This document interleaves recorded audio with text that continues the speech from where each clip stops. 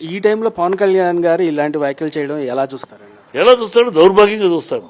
అతను అంతేనమ్మా. అతని గురించి నేను ఎలా చూస్తాడు? మీరేమో అతను ఏదో, నేను బిగినింగ్లో మీలాగానే పవన్ కళ్యాణ్ చాలా గొప్పోడు, చాలా అవినీతి లేదు, డబ్బుల కోసం రావట్లేదు ఇండస్ట్రీకి, రాజకీయాలకి, ఏదో చించేస్తాడు, పొడి చేస్తాడు అని నేను నమ్మాను.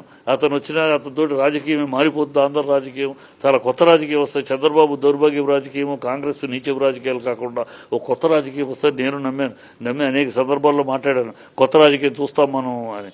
కానీ దురదృష్టం మరాఠా కూడా మోసపోయాం. ఇతని ఆవేశం చూసి, ఇతని మాట చూసి, ఇది కేవలం సినిమా నటన. ఈయనకి ఏ విషయం మీద పరిజ్ఞానం లేదు, ఏ విషయం అన్నింటిలోనూ అర్ధజ్ఞాని, అజ్ఞాని.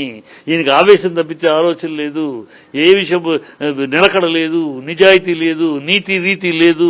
ఇవాళ ఏం మాట్లాడతాడు, రేపు అది మాట్లాడిన మాట మతివరపు ఉందో ఏమో తెలియదు. మతాల విషయంలో నీతి లేదు, కులాల విషయంలో నీతి లేదు. ఒకప్పుడు కులాలు వద్దంటాడు, మళ్ళీ కాపులందరూ ఓట్లేస్తే గెలుస్తా అంటాడు.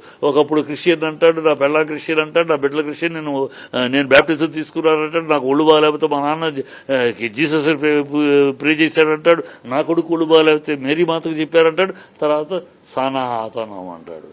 సనాతనం వేరే మతం వాళ్ళని పెళ్లి చేసుకోరు, సనాతనం 3 పెళ్లి చేసుకోరు, సనాతనం అంటాడు. మళ్ళీ అదే నోటితోటి అసలు ఈ దేశంలో మత కల్లోలాలు హిందువుల వల్లే, హిందూ పెద్దల వల్లే జరిగింది అంటాడు. ఏమి మాట తీరు, రీతి, నీతి, నిజాయితీ ఒక్కటి ఉందా అతని మాటల్లో? ఈ 12 ఏళ్లలో నాకు గుర్తులేదు. సరే, దాకా గుర్తులు అన్ని ఇలా అన్నాడని కోపం.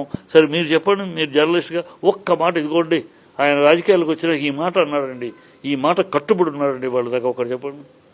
ఈ జుట్టు ఎగరేయటదని కట్టుబడి ఉన్నాడు.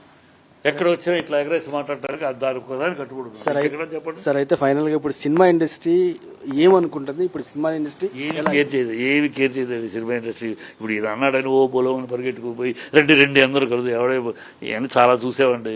చాలు ఏదో ఆయన ఈ థియేటర్ ప్రాబ్లం తన ఏపు తిప్పుకోవాలని చూస్తున్నాడు.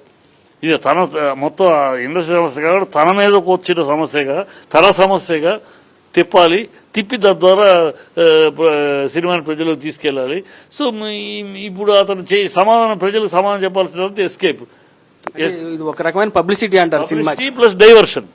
ప్రజలు నిలదీస్తున్నారు ఎక్కడికి వెళ్తే అక్కడ వీళ్ళని, కుటుంబని ఇదేది మిమ్మల్ని నమ్మి ఓట్లేసి మమ్మల్ని మోసగించారు, వంచన చేశారు, మమ్మల్ని తిడుతున్నారు, ఎక్కడ శాపనార్థాలు పెడతారు. సో అక్కడ నుంచి తప్పించుకొని వాళ్ళ ప్రజల ఆలోచనల్ని ఇంకో రకంగా తిప్పడానికి డైవర్షన్ పాలిటిక్స్, సినిమాకి ప్రమోషన్, ఇంతే తప్పితే ఇంకేమీ లేదు దీంట్లో.